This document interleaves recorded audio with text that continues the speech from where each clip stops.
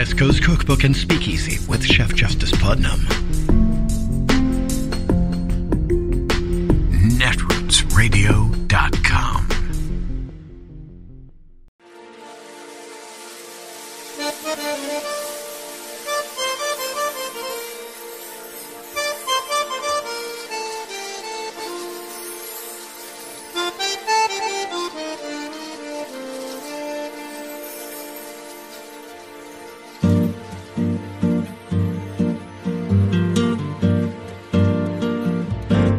Je voudrais du soleil vert, des dentelles et des théières, des photos de bord de mer, dans mon jardin d'hiver. Je voudrais de la lumière, comme en Nouvelle-Angleterre. Je veux changer d'atmosphère, dans mon jardin d'hiver. Ma fleur sous la pluie de novembre, tes mains qui courent, je n'en peux plus de t'attendre. Les années passent, il est loin, là je tombe. Nul ne peut nous entendre. Je voudrais du Fred Astaire, revoir un latte. While I continue to support these bills, I will not support separate actions that worsen the underlying disease of division infecting our country. The debate over the Senate's 60-vote threshold shines a light on our broader challenges. There's no need for me to restate my long-standing support for the 60-vote threshold to pass legislation. That was the conservative freshman Democratic senator from Arizona cry-talking an hour before the president of the United States came to rally Senate Democrats to pass voting rights legislation, and basically telling him he's wasting his time. Senator Sinema paid lip service to two voting rights bills, the Freedom to Vote Act and the John R. Lewis Act, just as she's paid lip service to the late civil rights leader on Twitter and bragged about co-sponsoring the bill named in his honor. But with her dead-set opposition to changing the filibuster, she's ensuring that the bills are going nowhere. Apparently, for Senator Sinema, protecting the rights of the minority party in the Senate is more important than protecting the rights of minority voters. Over the past 24 hours, the House and the Senate worked out a complex maneuver to pass the two bills in one package, the combined Freedom to Vote John R. Lewis Act. The House passed it in a party line vote with a goal of passing it in the Senate by Monday, MLK Day. So much for that. Despite being intentionally undercut by a senator from his own party, after meeting with Senate Democrats, President Biden acknowledged the challenges ahead, but said that he would continue to fight election subversion. I hope we can get this done. The honest to God answer is, I don't know whether we can get this done. But I know one thing, as long as I have a breath in me, as long as I'm in the White House, as long as I'm engaged at all, I'm going to be fighting to change the way these legislatures have moving. After President Biden spoke, not to be outdone by his colleague, West Virginia conservative Democratic Senator Joe Manchin said that he, too, would not vote to eliminate or weaken the filibuster. With me now, Maria Teresa Kumar, President and CEO of Voto Latino, and Ari Berman, senior reporter for Mother Jones and author of Give Us the Ballot, The Modern Struggle for Voting Rights in America. Ari, you've been on a tear about this all day. I note the disrespect of Senator Sinema standing there, like acting all emotional as she says, I'm killing this bill, before the president even got a chance to come down and talk to the caucus. The disrespect of that to the president, I think I mark that. But also, apparently, when the president did meet with the caucus, she didn't even listen as John Ossoff gave a standing ovation-inducing speech passionately defending voting rights. She was looking at her phone, per NBC News reporting, looked at her phone the whole time and didn't look up until her name was mentioned, like Donald Trump would. This seems to be someone who has essentially declared that voting rights don't matter. All that matters is what Republicans want and what they desire and what they will vote for. So you, as somebody who has made it your mission, your life's work, to try to achieve, access to the ballot, where are we now? Well, Kyrsten Sinema didn't just disrespect Joe Biden, she disrespected American democracy. And it's incredibly ironic that she called John Lewis her hero, but she's going to allow Republicans to filibuster the John Lewis Voting Rights Act on Martin Luther King Day. And really, she is allowing Republicans, her and Joe Manchin, are allowing Republicans to set the terms of the entire fight. Because what's happening is Republicans in the states are passing all of these voter suppression laws on simple majority party line votes. But Sinema is saying we can't protect voting rights in the U.S. Senate on a party line simple majority vote. And so what she's essentially saying is it's too partisan and divisive to stop laws whose entire purpose are to be partisan and divisive. So basically, Republicans are plotting the next coup. They're doing everything they can to take over election operations in every key swing state. And Sinema and Manchin are basically saying, we're not going to do anything to stop it. Imagine the message that it sends to the Republican Party and the message that it sends to voters all across the country who need badly federal protection for voting rights right now. I hate to say it. I don't want to read into. I don't know this woman, Maria Teresa Kumar, but she probably feels she'll be fine, right? If there's an autocratic takeover of the United States, right? She's got all these rich donor friends. She's a well-paid white lady with like lots of friends in high places. She probably feels it ain't gonna hurt her, but her state, it might hurt quite significantly. The state of Arizona is 31.7% Latino. It's 5.2% African American. It's 4% Asian Pacific Islander. The indigenous population makes up 5.3% of the state. It's going to hurt somebody, but it's not going to hurt her. So she clearly doesn't give a damn. But let me not even argue with her. Let me let her argue with her. This is Kyrsten Sinema back in 2010 on the false pressure for 60 votes. Here she is. The Democrats can stop kowtowing to Joe Lieberman and instead seek other avenues to move forward with health reform. And so it's likely that the Senate will move forward with a process called reconciliation, which takes only 51 votes. The Republicans controlled the Senate for quite some time, in fact, since around 1994. They never had 60 votes, and they managed to do a lot of really bad things during that time. So the reconciliation process is still quite available, and we will use it for good rather than for evil. Your thoughts, MTK, as somebody who's made it your life's work and your passion to ensure that the rising majority in this country, that Latino voters have access to the ballot. Well, Kyrsten Sinema seems to be very much of the political stripes that she'll change to whoever is calling her name the most. In this case, it seems to be being courted by the rich and the wealthy of the Republican Party. The challenge, though, is that she does not represent the interests of the state at all. You mentioned the rising electorate there. The young people that you talked about, African Americans and Latinos, are disproportionately young Arizonans. They are aging into the population. They are trying to define their future for this country. And it's by no coincidence that the modern day Jim Crow laws, coincide with the rise of young, diverse America.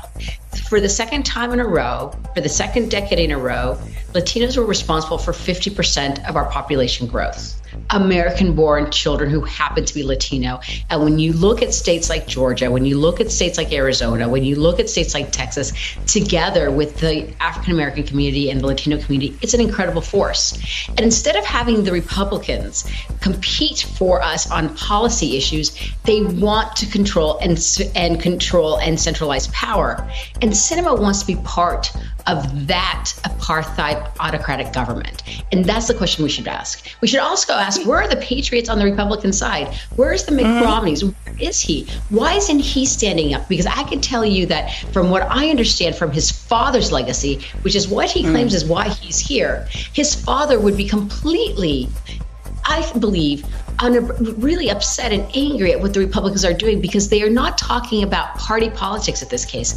What they are trying to do is that they are trying to erode little d democracy. As the president said the other day, voting, the access to voting booth, that is the threshold to a functioning democracy.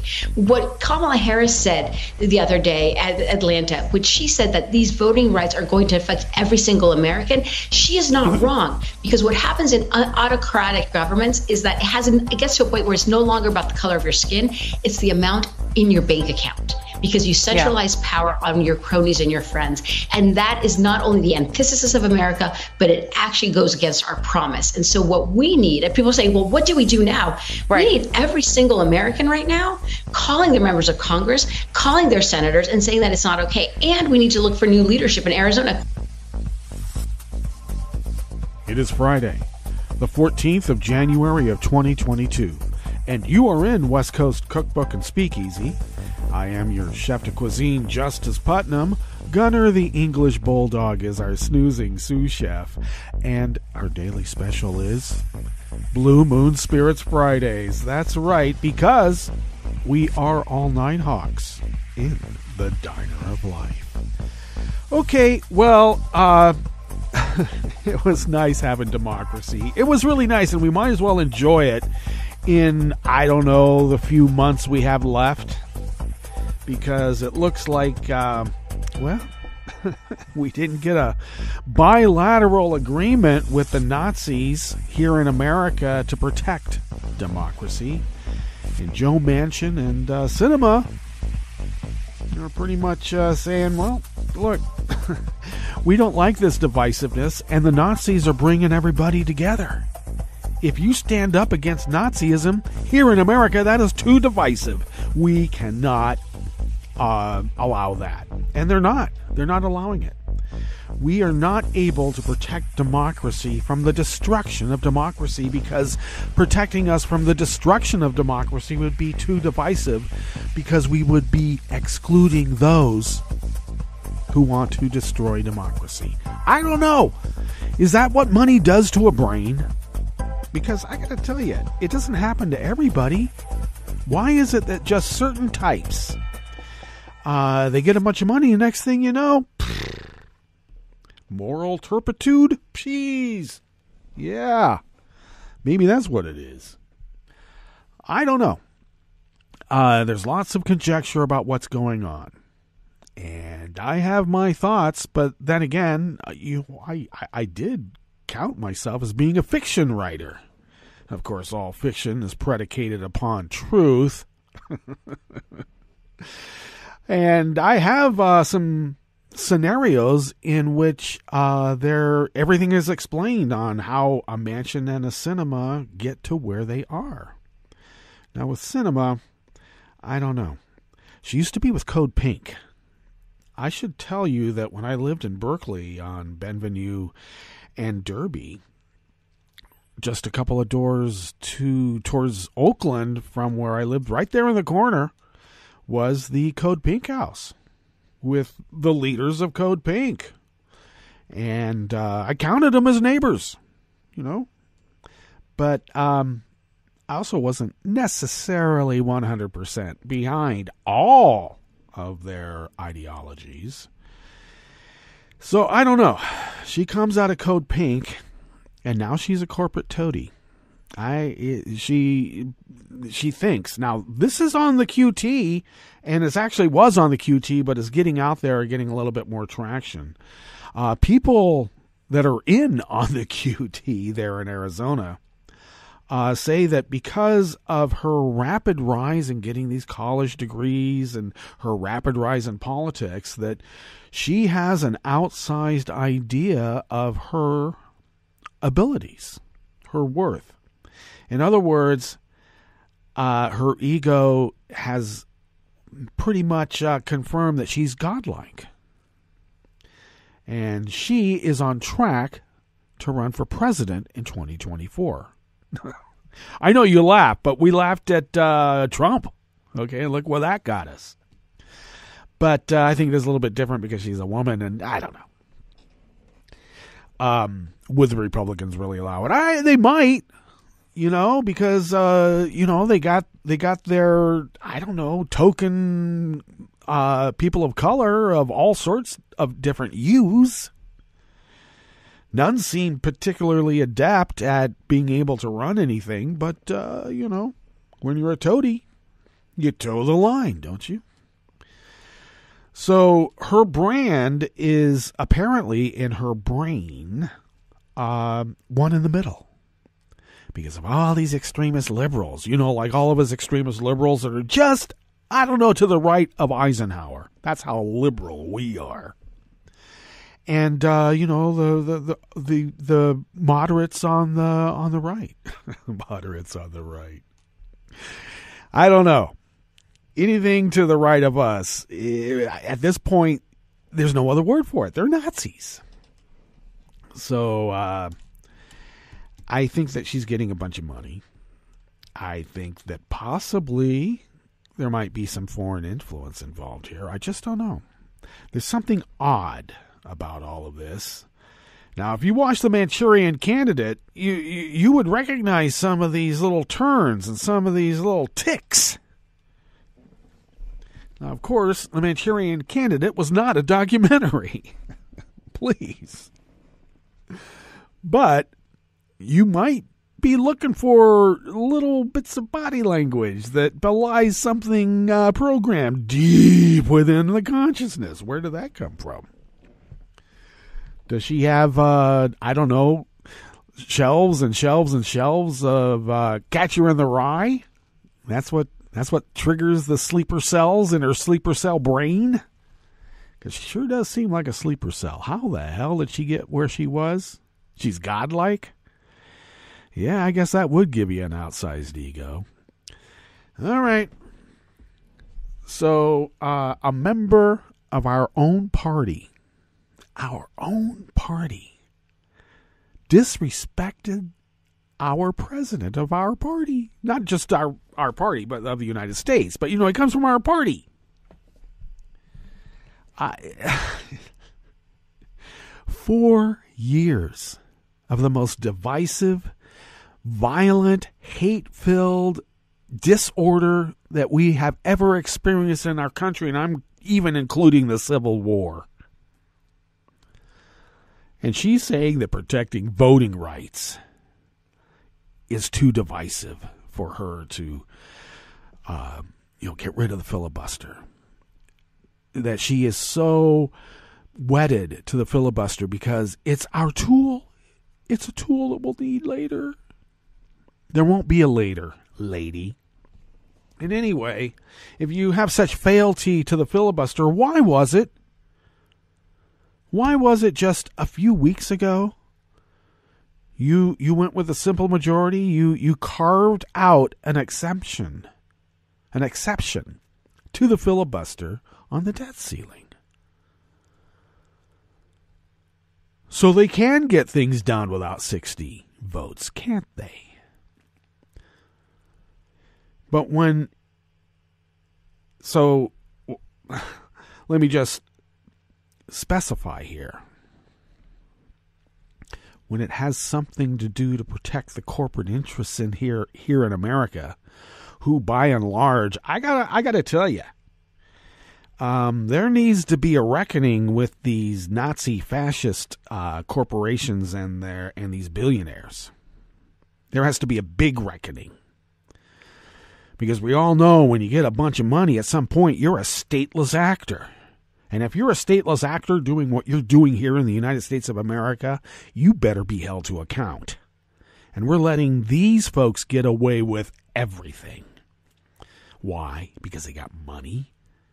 Because they now have the secret to the universe and we have to bow down to their great knowledge. Has to be a reckoning. So, when it came to protecting the right-wing corporate interests in America, carve out an exception to the filibuster. But when it comes to something as basic as reinvigorating the Voting Rights Act of 1965, no, that's a step too far? And you count John Lewis as your hero? When we all know in America, we take particular glee in fucking over our heroes. We love to build them up and we love to tear them down. So has she made that move now? She found some chink in the armor of John Lewis and now it has to all come toppling down.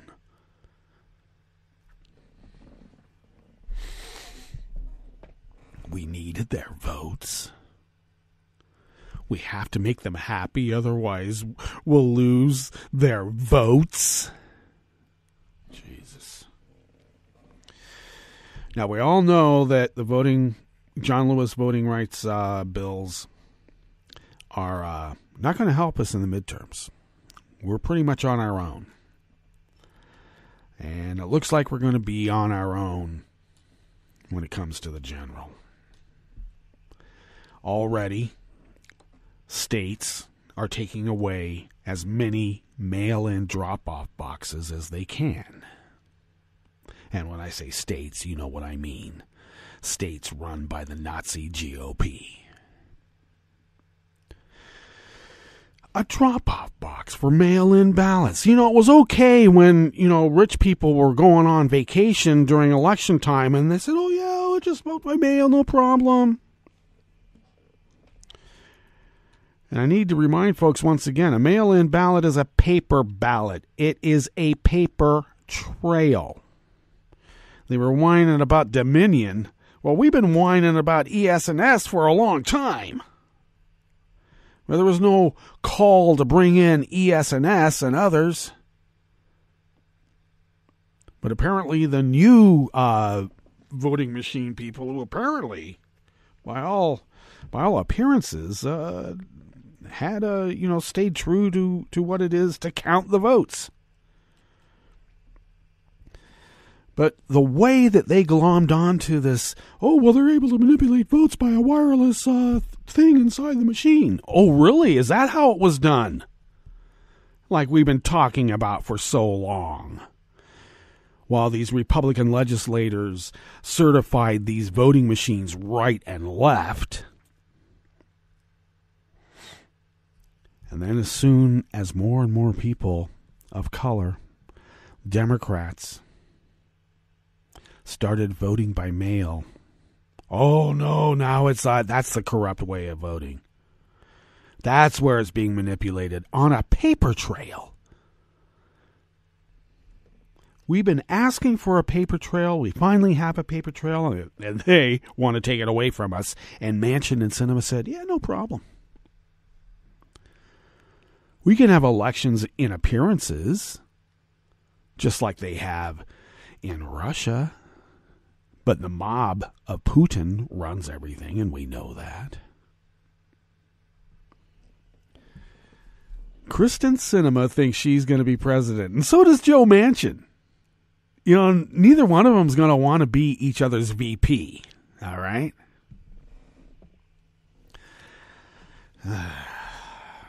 Just telling you, they think that they're going to be president. They think that they can ride the tail of the Nazi tiger, or is it a lion?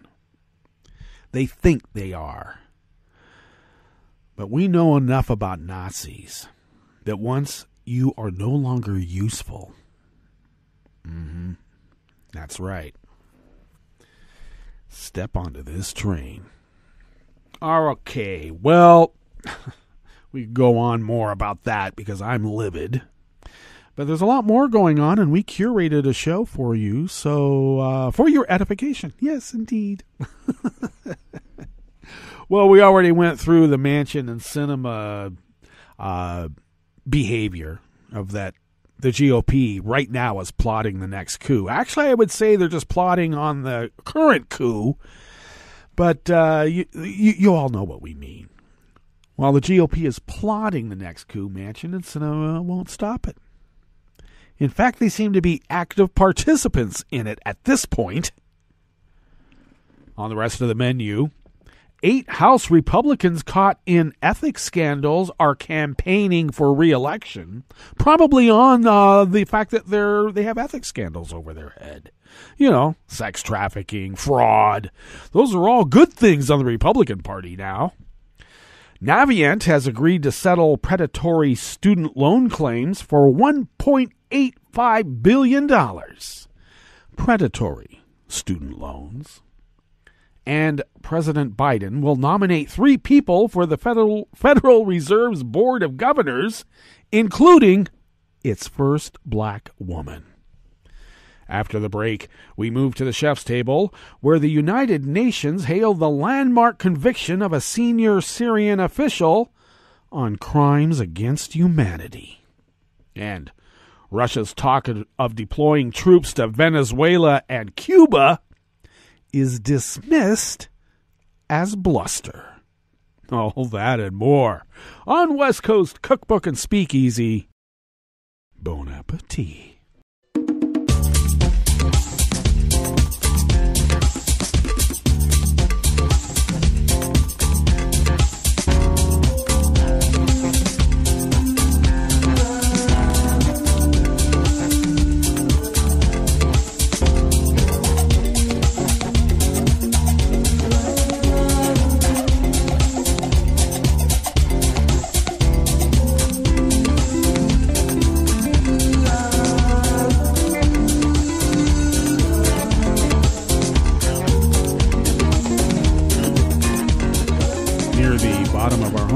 At netrootsradio.com. To the right of the page is the chat room link, and the chat room is monitored by Kelly Lincoln. Thank you, Kelly. To the left of that chat room link, across the page to the left, near the bottom of our homepage at netrootsradio.com, is the link to our Patreon page. And if you could become a recurring Patreon of Netroots Radio, and if you could afford to send us what you might spend on an espresso-type coffee drink, if you could send those funds to us once a month, we're able to stretch those dollars beyond compare, pay our bills, continue the continuous upgrades and maintenance of our hardware and software. How dare they planned obsolescence? I hate it, but we're living with it. And if you could afford, well, to send those funds our way once a month, we're able to mitigate those problems. We're able to, as I said, pay our bills, which surprisingly still lets us continue flying under the radar and continuing this resistance against dark forces arrayed against the United States of America and all that we hold dear. So thank you for your generosity, and thank you for your generosity in the future. If you would like to follow Netroots Radio, do so at Netroots Radio. Tom takes care of that. Thanks, Tom.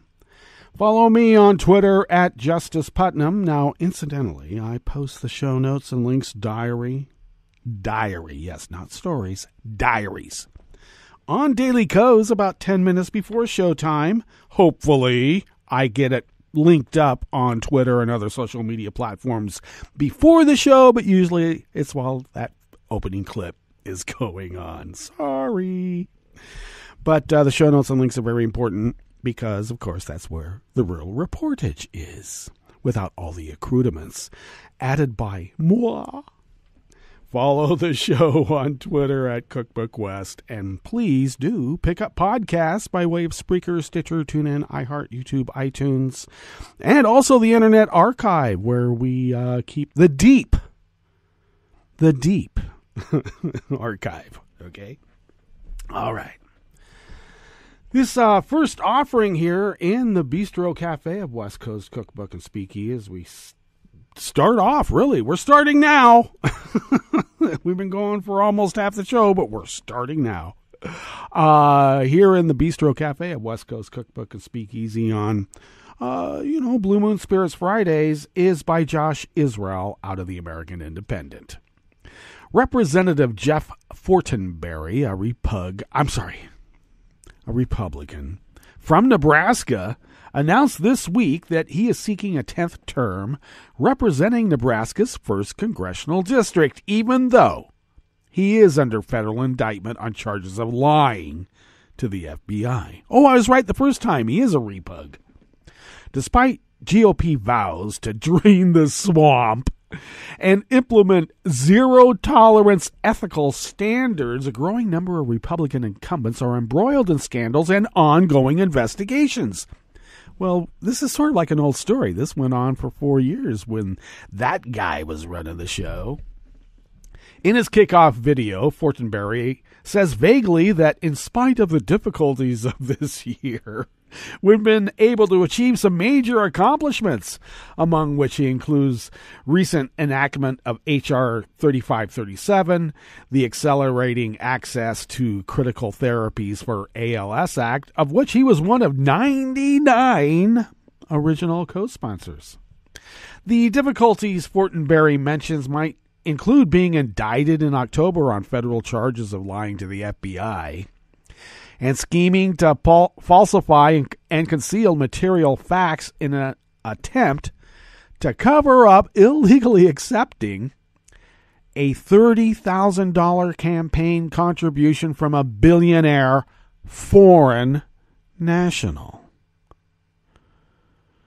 Now, remember when Gore went and spoke to the Buddhist at the Buddhist temple in Hacienda Heights in Southern California when he was running for president? Do you remember that? Because I do. Mostly because I lived or spent some of my early childhood in Rowland Heights, right next to Hacienda Heights, right there along the Puente Hills.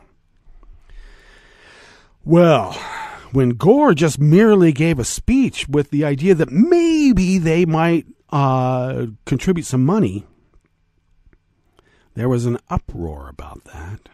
Quite the uproar. And here, now they're trying to pass laws that you can take money from foreign governments and nationals, which I thought, I'm a romantic now, but I thought that wasn't allowed here in our representative democracy. In fact, it was even spelled out in the Constitution, but I guess they can carve out exceptions to that, right, Kristen?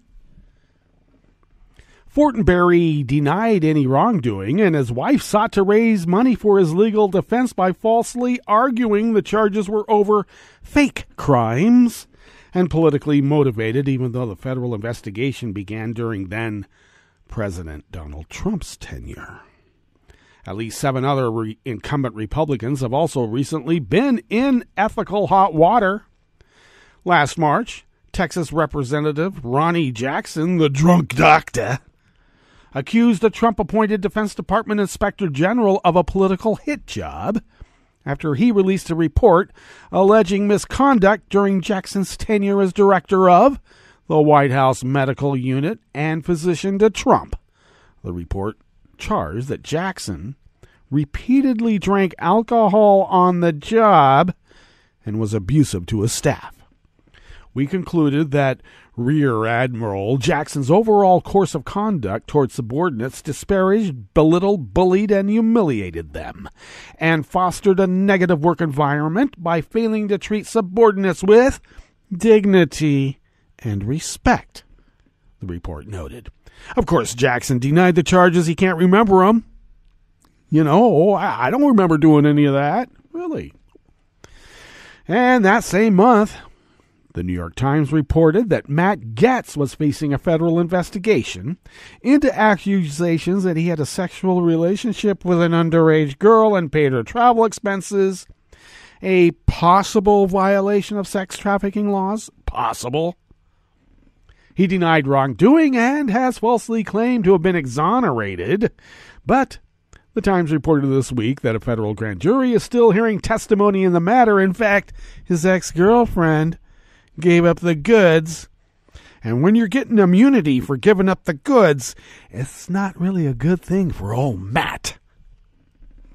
The House Ethics Committee said last April that it is also investigating Gaetz's behavior and allegations of illicit drug use.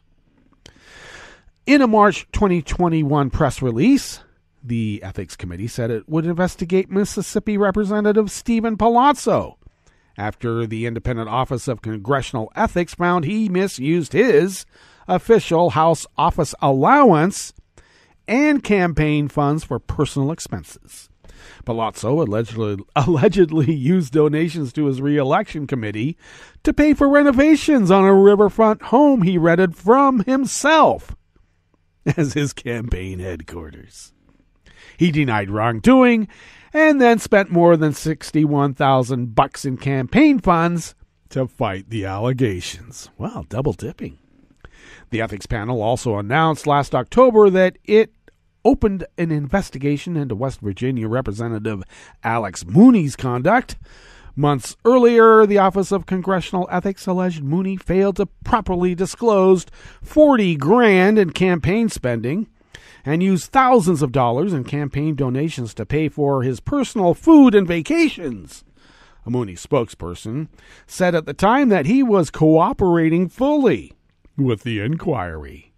Minnesota Representative Jim Hagedorn has also been the subject of an ongoing Ethics Committee investigation of allegations that he improperly used taxpayer funds to pay a vendor owned by a member of his staff.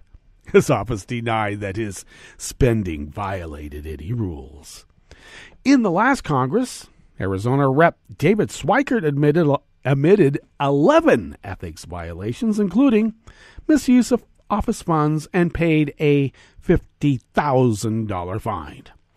And the ethics panel also reprimanded Washington Rep. Kathy McMorris Rogers over improper use of official resources and made her reimburse nearly $7,600 to the U.S. Treasury.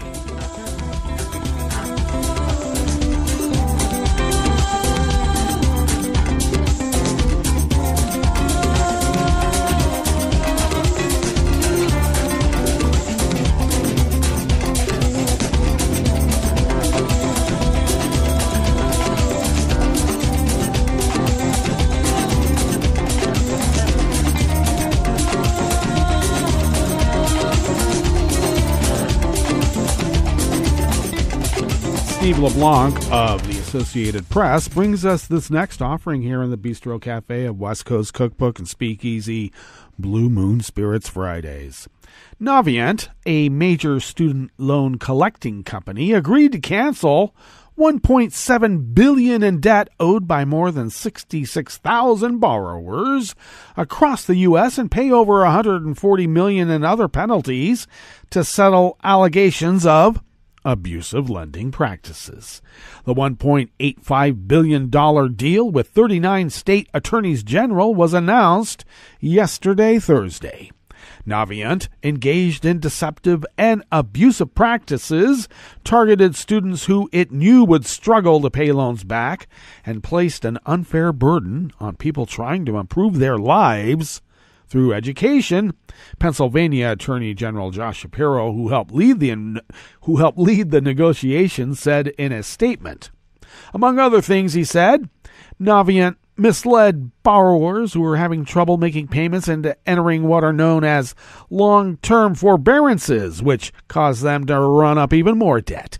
Forbearance is when lenders allow borrowers to pause or reduce payments for a limited time while they build back their finances. However, interest on the loan continues to accrue and can ultimately cause the amount paid over the life of the loan to be higher.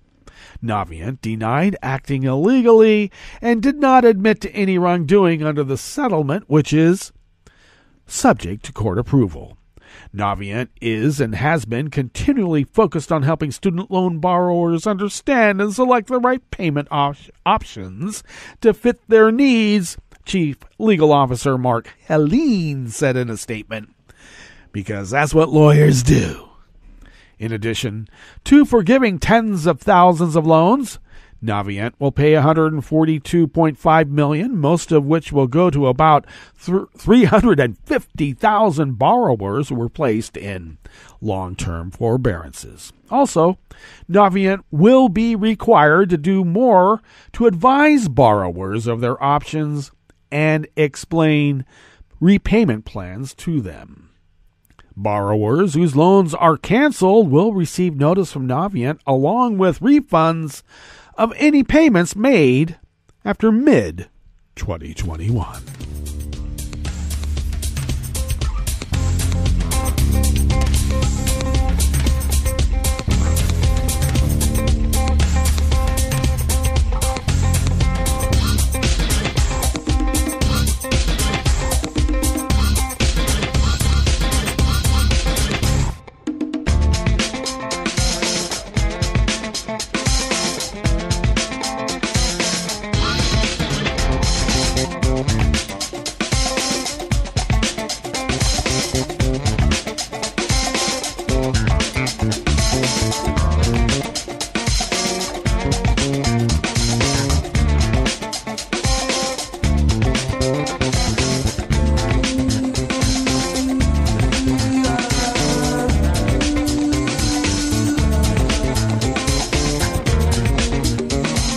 Christopher Rugeber of the AP brings us this final offering here in the Bistro Cafe part of West Coast Cookbook and Speakeasy. President Joe Biden will nominate 3 people for the Federal Reserve's Board of Governors, including Sarah Bloom Raskin, a former Fed and Treasury official, for the top regulatory slot, and Lisa Cook, who would be the first black woman to serve on the Fed's board. Biden will also nominate Philip Jefferson, an economist dean of faculty at Davidson College in North Carolina and a former Fed researcher, according to a person familiar with the decision who was not authorized to speak on the record. Only off. The 3 nominees will have to be confirmed by the Senate, so you know that's going to be trouble, and would fill out the Fed's 7-member board. The nominees would join the Fed at a particularly challenging time in which the central bank will undertake the delicate task of raising its benchmark interest rate to try to curb high inflation without undercutting the recovery from the pandemic recession. On Wednesday, the government reported that inflation reached a 4-decade high in December. Inflation has become the economy's most serious problem, a burden for millions of American households, and a political threat to the Biden administration. Raskin's nomination to the position of Fed Vice Chair for Supervision, the nation's top bank regulator, will be welcomed by progressive senators and advocacy groups who see her as likely to take a tougher approach to bank regulation than Randall Quarles, a Trump appointee who stepped down from that post last month. She is also viewed as someone committed to incorporating climate change considerations into the Fed's oversight of banks. For that reason, though, she has already drawn opposition from some Republican senators. A Harvard-trained lawyer, Raskin, 60, previously served on the Fed's 7-member board from 2010 to 14. President Barack Obama then chose her to serve as Deputy Treasury Secretary, the number 2 job in the department. As Fed governors, Raskin, Cook, and Jefferson would vote on interest rate policy decisions at the 8 meetings each year of the Fed's policy-making committee, which also includes the 12 regional Fed bank presidents. All right, that brings us to our break, and when we get back from that break, we will go through weather from around the world, and we will finish up with the stories that we've curated for you today. You're listening to West Coast Cookbook and Speakeasy, and we will be right back. You are listening to netrootsradio.com. Please hang up and try again.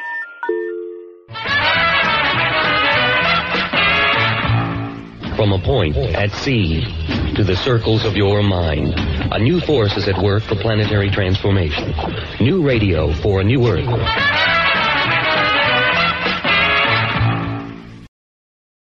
This is Take Two Movie Review. I'm Mike Friend. This week, grimy, gritty, gorgeous. In 1946, Tyrone Power, looking to expand his range, requested that his studio, 20th Century, buy the rights to a then-new novel by William Gresham called Nightmare Alley. His intention was to play the sleazy protagonist, carnival mentalist the Great Stanton. Now considered one of the great noirs and Power's best work, it was not a box office success. Into the remake breach in 2021, though, have stepped director Guillermo del Toro and Bradley Cooper in the role of Stanton. We first meet Stanton Carlyle exiting a burning house, explained later, and stumbling into a low-rent traveling carnival where he finds employment, fascination with a mind-reading act done by Zena and her alcoholic husband, as well as a love interest, Molly, played by Rooney Mara. After Pete's death, Zena teaches the act to Carlyle, who absconds with it after the other carnies turn on him over his relationship with Molly. For Act 2, the pair head to Chicago, doing the act for upscale audiences where the great Stanton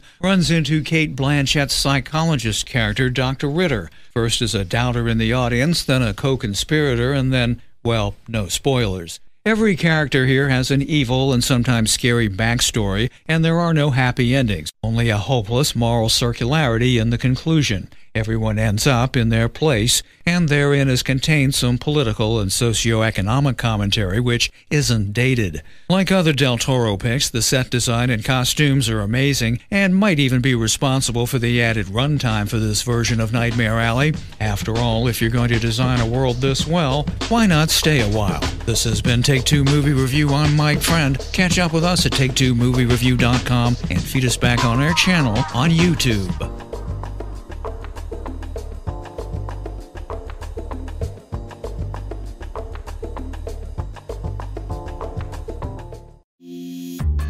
This program is presented by the Centers for Disease Control and Prevention.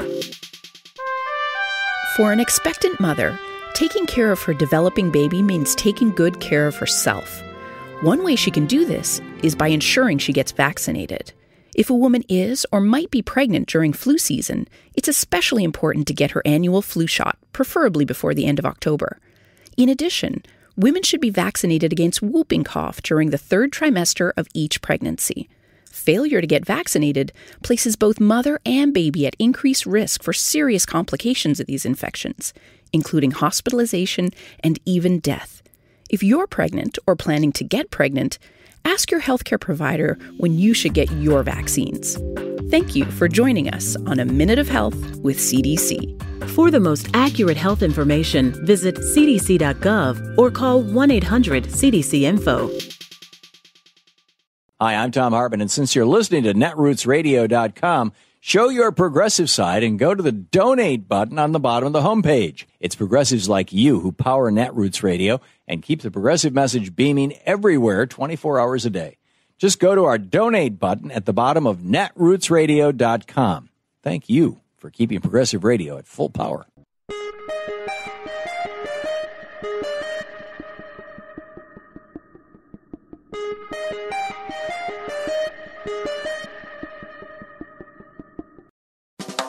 Welcome to 60 Second Civics, the daily podcast of the Center for Civic Education. I'm Mark Gage. The British government sought to raise more revenue from the 13 American colonies by introducing the Stamp Act in 1765. Britain was deeply in debt after the 7 Years' War and needed to raise money. The British thought it was reasonable to tax the colonists, especially because Britain's war debts had been incurred in order to protect the colonies. The Stamp Act taxed printed material in the colonies. The act required legal documents, pamphlets, newspapers, and other documents to be printed on stamped paper, which meant that the tax had been paid. The tax covered a wide range of documents, from wills and warrants to playing cards and dice. Prayer books and school books were exempt. Nevertheless, the colonists were very unhappy about the Stamp Act. Some of the most influential people in the colonies, lawyers and printers, were most affected by the tax.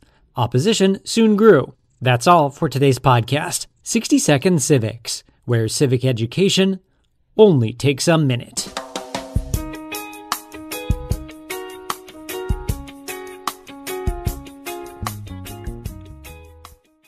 At the Supreme Court, what's the shadow docket? I'm Bill Newman, and this is the Civil Liberties Minute.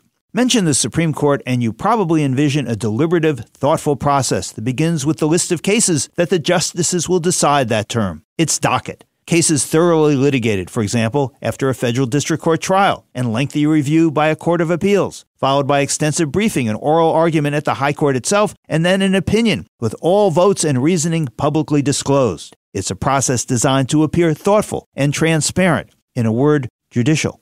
But now, with increasing frequency, the court is plucking cases for decision from its shadow docket, which operates differently from what we've just described. Although a mechanism for dealing with emergencies has existed since the court's inception, this court's shadow docket is different. Cases on the shadow docket have not had the same deliberative process, and the shadow docket is being used more frequently and consequentially for decisions on, for example, the death penalty, abortion, immigration, and COVID-19 safety restrictions. The shadow docket cases can be a rush to judgment that ends in a decision a sentence or two long with no name of any justice attached.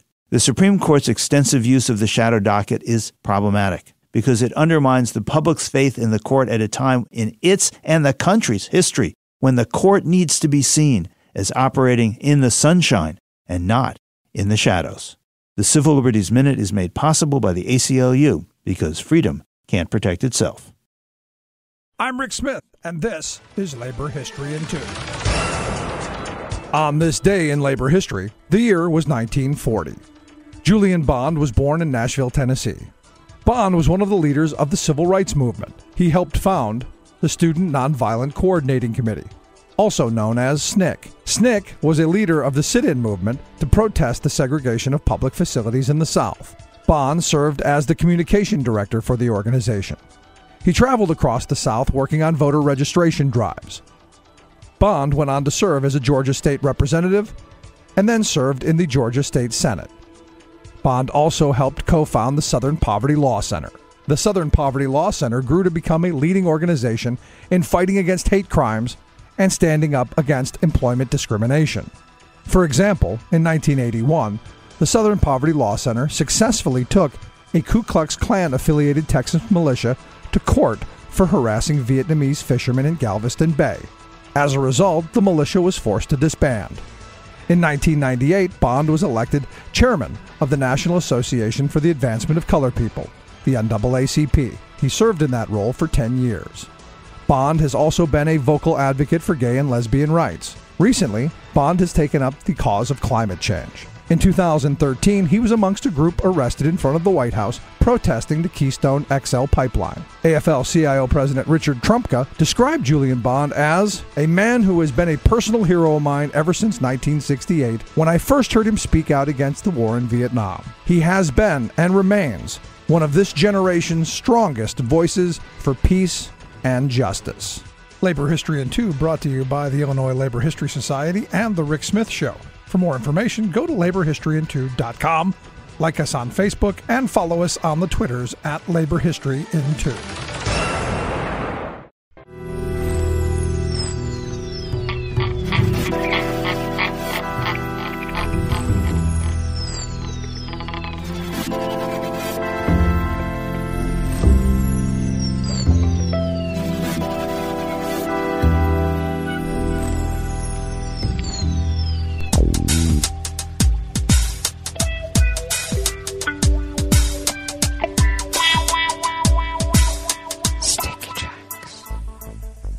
Thank you for accompanying us here to the chef's table at West Coast Cookbook and Speakeasy. Blue Moon Spirits Fridays, we always begin, whether from around the world, along the banks of the Rogue River and the Rogue River Valley of southern Oregon on the west coast of the continental United States of America, where we are currently under foggy conditions at 34 degrees Fahrenheit. Expecting a high in the mid-50s, though, with clouds early and peaks of sunshine expected late. Winds light and variable. Some clouds this evening will give way to mainly clear skies overnight. Lows in the low to mid-30s. Winds light and variable. Sunny skies tomorrow with highs in the mid-50s. Winds remaining light and variable. Confirmed cases of coronavirus in Jackson County in the southern part of Oregon have increased once again. We now stand at 305,002 confirmed cases, and our deceased have increased by 2, where we stand now at 406. Oh, good news! Pollen is rated as none right outside the window here in Rogue River proper. The air quality index is good at 19 parts per million here in the region, and the daytime UV index is low at level 2. Barometric pressure is holding steady at 30.46 inches. Visibility is down to a quarter mile, and relative humidity is at 97%. Weather from around the world is brought to you by a crowd of crowdsourced weather stations that a crowd crowdsources from around the world. London is 47 degrees and sunny. Paris is 45 and sunny. Rome is 53 degrees and sunny. Kyiv is 40 degrees and cloudy. Kabul is 26 and partly cloudy. Hong Kong is 60 degrees and partly cloudy. Tokyo is 40 and clear. Sydney, Australia is 72 and partly cloudy. San Francisco, California is 47 degrees and heavy fog. Oh, much heavy fog there. And New York, New York is a crisp 40 degrees Fahrenheit and sunny. And that is weather from around the world, brought to you by a crowd of crowdsourced weather stations that a crowd crowdsources from around the world.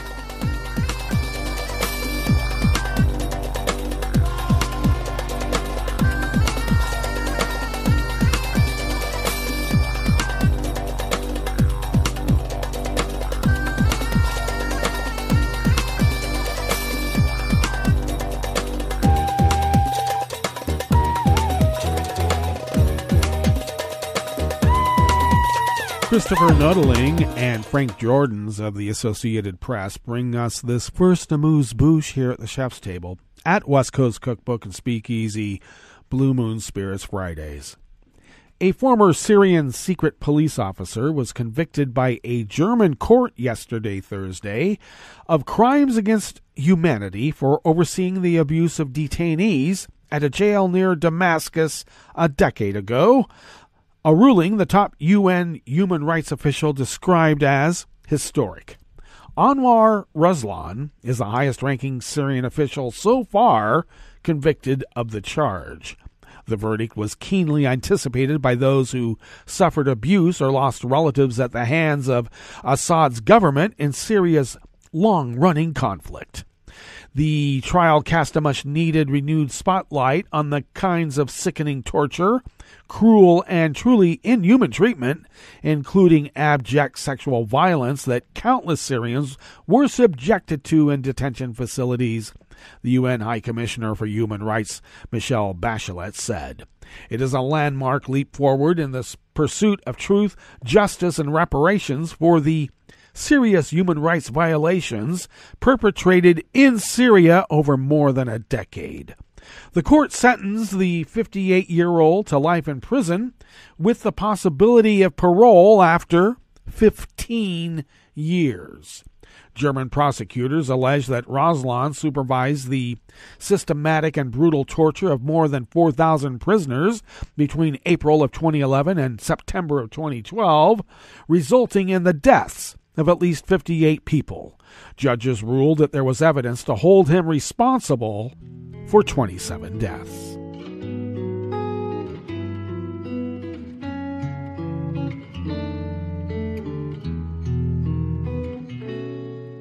Je te donne ce mon amour pour la vie entière, la promesse de me trouver à tes genoux.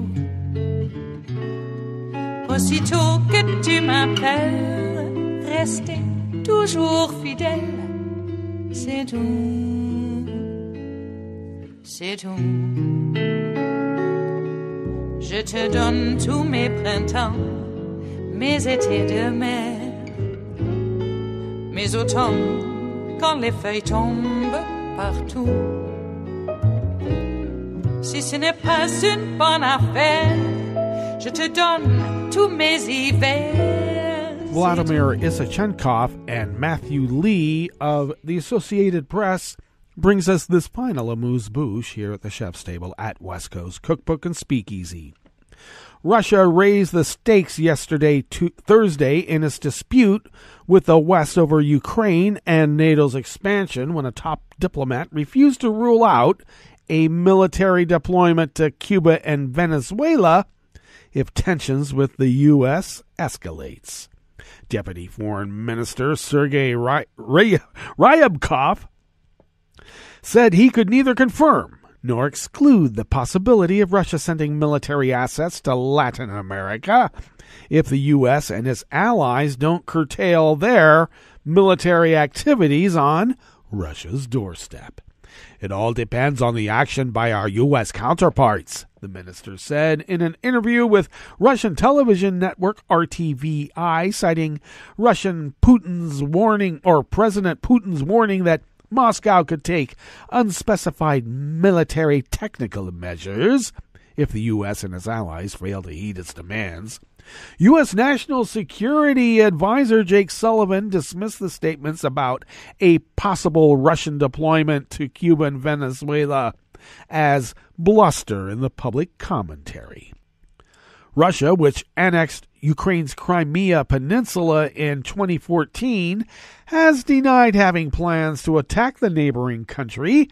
The Kremlin reacted to the suggestion by accusing NATO of threatening its territory and demanding that the military alliance never embrace Ukraine or any other ex-Soviet nations as new members, or else.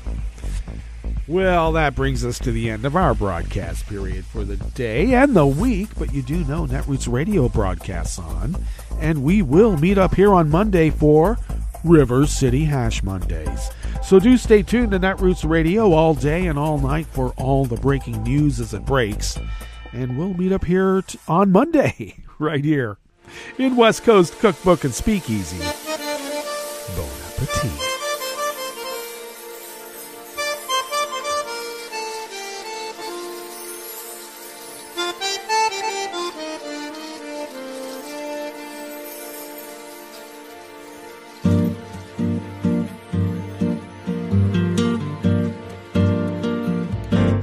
Je voudrais du soleil vert, des dentelles et des théères, des photos de bord de mer, dans mon jardin d'hiver. Je voudrais de la lumière, comme en Nouvelle-Angleterre. Je veux changer d'atmosphère, dans mon jardin d'hiver. Ma fleur sous la pluie de novembre, tes mains qui courent, je n'en peux plus de t'attendre. Les années passent, qu'il est loin, là je tombe. Nul ne peut nous entendre. Je voudrais du Fred Astaire, revoir un latte Goël. Je voudrais toujours te plaire dans mon jardin d'hiver. Je veux déjeuner par terre, comme au long de golfe clair, t'embrasser les yeux ouverts dans mon jardin d'hiver.